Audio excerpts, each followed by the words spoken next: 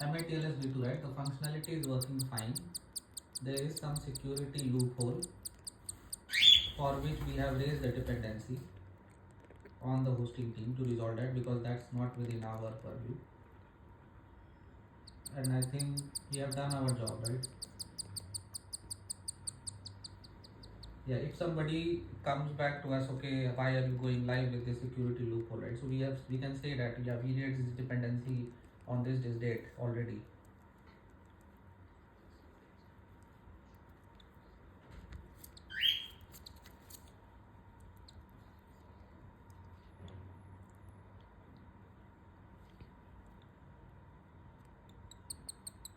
Yeah.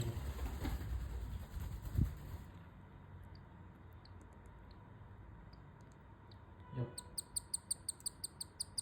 Because yeah, because we are aiming to roll it out, right? So which will